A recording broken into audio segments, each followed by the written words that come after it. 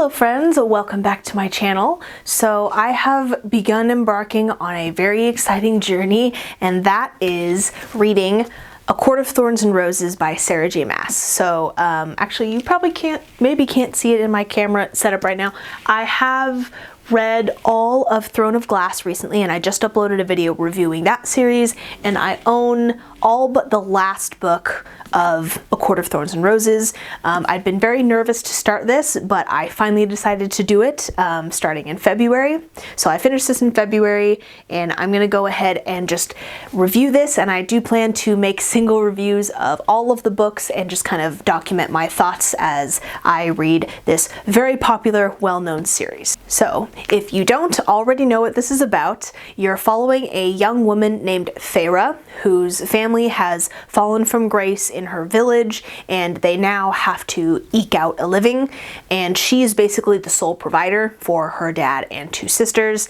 And this takes place in the fantasy land of Prythian, which is mostly controlled by fairies and the Fae, and humans were basically shunted to the south in the crappy part of the continent after a treaty was established centuries ago between mortals and the Fae.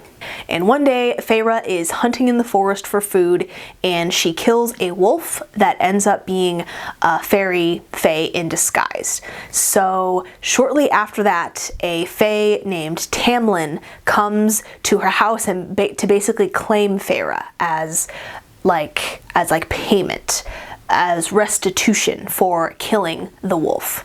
So she has to go with him to the Fae lands and live out her days on his estate. And while she's there, she learns that there's some sort of magical sickness affecting the Fae lands that is kind of slowly spreading and will probably eventually spill into the mortal lands as well. And also, Tamlin himself and everyone in his court has some kind of curse or spell put on them, and their magic is limited somehow. So she's trying to learn the truth of what's happening, how she can protect her family and get back to them. And during the course of all this, she starts to grow closer to Tamlin and develop feelings for him. So it has kind of a vaguely Beauty and the Beast vibe, but with Fae. So I will save any spoilery thoughts until the end if you want to hear my thoughts on that, but this will be spoiler free for now.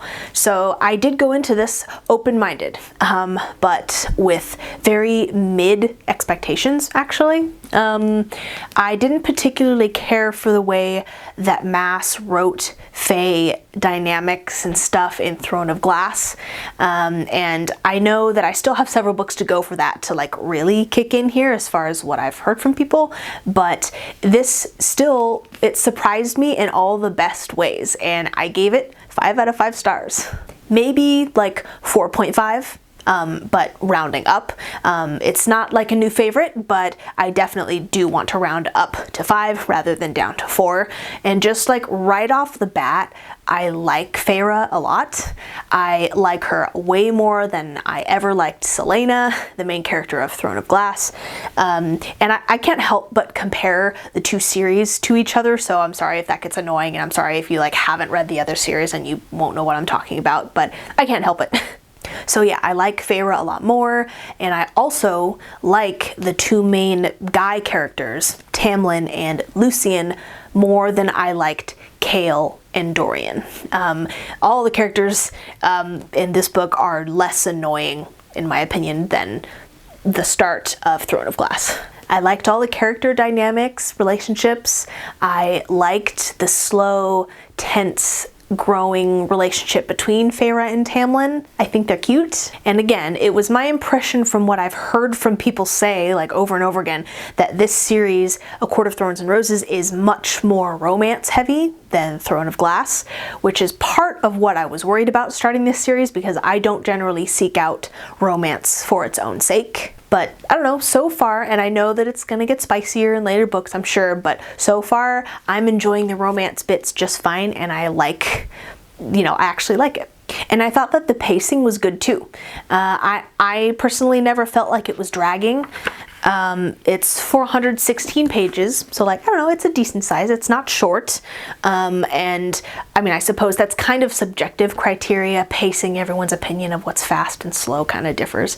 But I feel like that the pace of this was very good, not too slow. And something that I do think that I enjoy about Mass's books and her writing is that her world building is pretty darn good. Even if some of her character interactions have been less than stellar for me before, I love her settings and the things that she fills them with. So I just enjoyed learning about that and being in this world.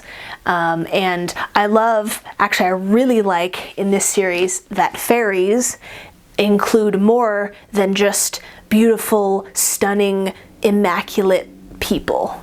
There are all different kinds of fairies that are non-humanoid in here and creepy and have, different abilities. And that's the kind of stuff that I'm kind of craving in terms of reading about fae. I want to see, some scary, powerful creatures and not just runway models.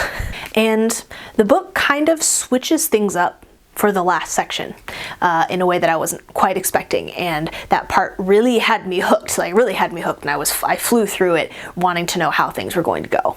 And this first book basically completes an entire little story arc, which is kind of nice and cool. There is a resolution to certain things that are introduced, at the start. And it's obviously just the beginning of a larger story, but it was a satisfying first book that makes, it was satisfying to finish, to say, okay, I know how this ended, and it made me want to see, where things are going to go from here. And I'm looking forward to the world building that I'm sure is to come. So I don't know, I don't really have anything negative to say about this. It was great. I like Mass's writing style. It's still descriptive, but it's on the simpler side, which I prefer. I liked the characters, I liked the plot, and the setting, and the pace. I don't know, it was just all pretty good to me. I'm looking forward to reading book 2, A Court of Mist and Fury, which I know is a lot of people's favorite in the series, so hopefully I will pick that up soon. So now I'm going to take a few minutes to talk about spoilery things. So if you don't want to be spoiled, click away now, and thank you so much for watching. The spoilery bits are always kind of chaotic for me. I tend to just kind of spit them out. So here they are in no particular order. So I'll say that I think that neither Tamlin nor Lucian are the most objectively interesting fae. I like them a lot, but I think the most interesting fae kind of definitely goes to Rhysand, whose name I just stumble over every time because reading it, I would pronounce this name Rhysand. But I think I looked in the back in the glossary and it's pronounced Rhysand. And it's shortened to Rhys. So the shortened to Rhys makes sense, but just, I don't know, Rhysand, I feel like I'm having to Rhysand take a lot of time to read his name versus Rhysand, which kind of rolls off my tongue better. But anyway, I like Tamlin and Lucian both, and I want to know more about them both. But Rhys has, the anti-hero thing going for him, and everyone loves an anti-hero.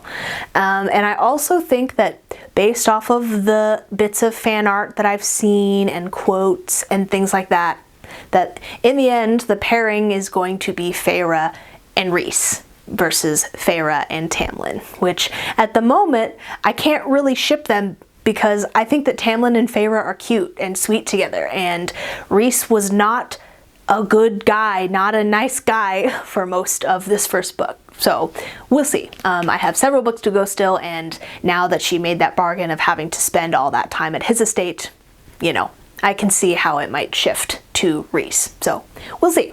I know nothing.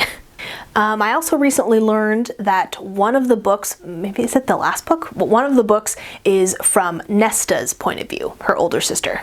And Nesta was such a bitch to Feyre. I did not like the way she treated her.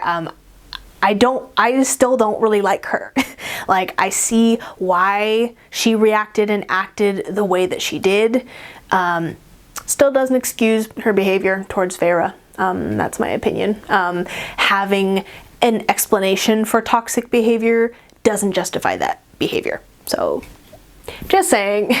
So yeah, I mentioned that I got really hooked reading about all of the stuff under the mountain with those 3 tasks.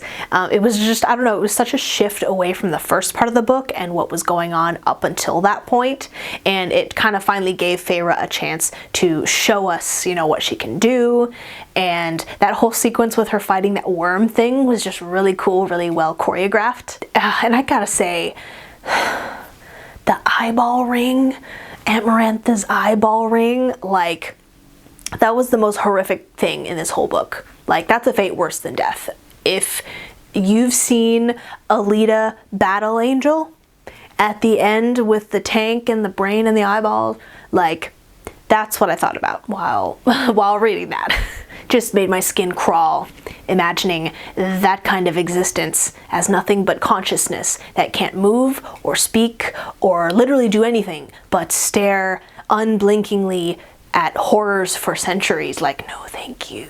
Let's see. So I also think that while oddly specific in a bit of a weird, convenient way, like the whole deal with Amarantha cursing Tamlin to find a human girl to love him, but also having to have her kill one of his own, like all of the really specific caveats that came with that, like, I don't know, it was also kind of clever too. It seems very impossible to do.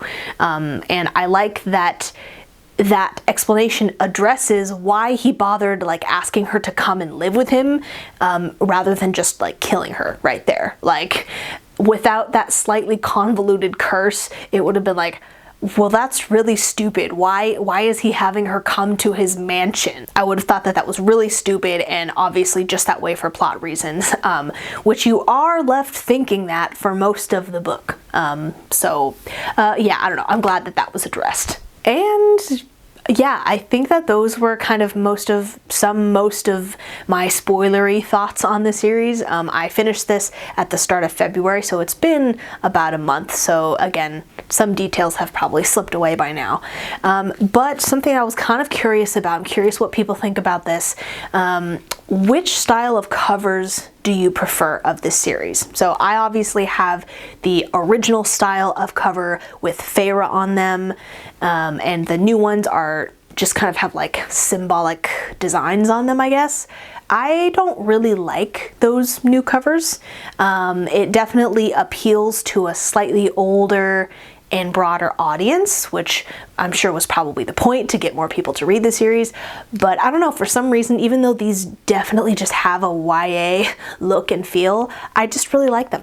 And when I learned that the last book was never reprinted in this style of cover, I was like, oh, why you gotta do us dirty like that? But I know, and I've seen people order the hardcover edition and order special art that kind of mimics this style, and just replacing it with that for consistency's sake. I do have the 4 books that I have, including this one, are all of this original style.